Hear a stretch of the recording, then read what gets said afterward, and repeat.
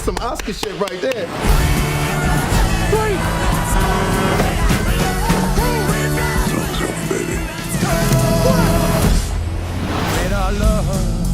Edgar, you're a huge fan of the car chase film. We all know that, and you love people like Walter Hill, George Miller, William Friedkin. So what was the main challenge to kind of like do this new thing? Because your car chases are really something else, like very creative and very intense. Well, I mean, I think the thing was really about trying to sort of do something in the spirit of what those three directors did. Mm-hmm. And like, I think the thing is that they did all of those stunts for real and on real locations and like, you know, and so like doing this was like sort of just trying to sort of come up with something that could be as good as that. Mm-hmm. But then I think also the big thing that like makes Baby a little bit different is the use of music. Yeah. The fact that music is driving the action. That was what the inspiration for the movie was for me. Mm-hmm. I mean, I love all of the movies by the directors that you mentioned, and what's crazy is all three of those people have seen this movie and really love it, so that's amazing. Yeah. You have this huge influence, and then you have to add your personal feeling to the movie. So how is that work for you, like in the script? I think the thing is that like the movie is inspired by so many crime movies and even crime novels that if you like just kind of like read and watch a lot of those movies and read those books, it's then sort of finding your own subjective viewpoint. So sort of I kind of create the character of Baby, and then I want to see it through his eyes and hear it through his ears, and then through his kind of like unique viewpoint you end up with a unique take on the genre, hopefully.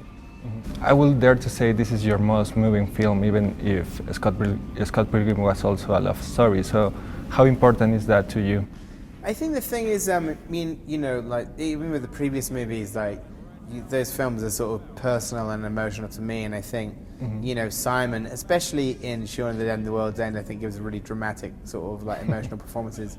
I think where this one is a little different is because I think that the kind of the main characters are so sort of, I mean, especially like Lily James and Ansel Elgort and C.J. Jones who plays Joe, they're such sort of sincere, sort of like warm characters, and that they're in like a darker world of criminals.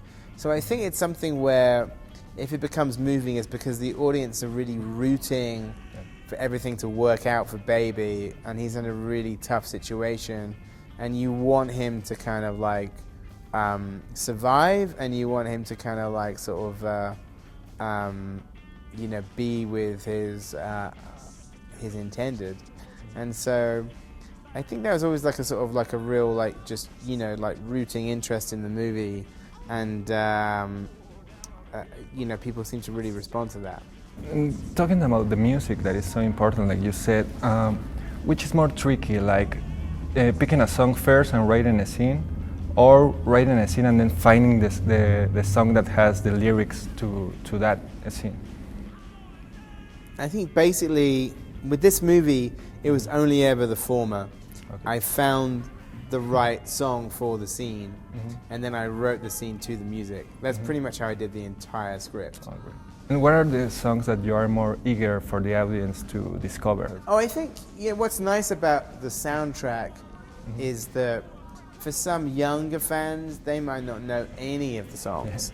Yeah. But for other people, they might know all of the songs, and they might know one or two, or it's like, so there's things like, so I think it works on a number of levels, but like, I think what's really cool to me, even just with the response so far, is people saying like, oh wow, like, I'm really getting into John Spencer's Blues Explosion, or like Blur, or, you know, Barry White, or Young MC, so that's kind of cool. I like that a lot. And on the Hot Fuzz commentary, you say that Tarantino is tanked on the film because he showed you a double feature of cop movies. And did he show you now some recommendations? Or? Oh, you know what he did actually, that's true.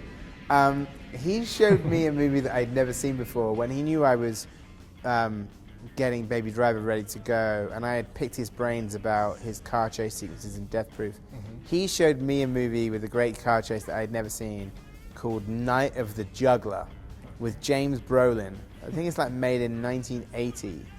And I'd never seen this movie, and he says, here's one you probably haven't seen, and he was right, and it was really good. Many people follow your film recommendations aside of your movies, and recently with your list of 1,000 favorite film.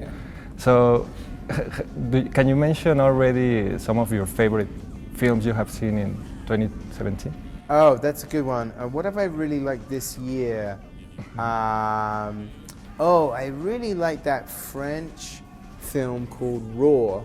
Oh, yeah. The horror movie. I'm not sure what it's called over here. Boras.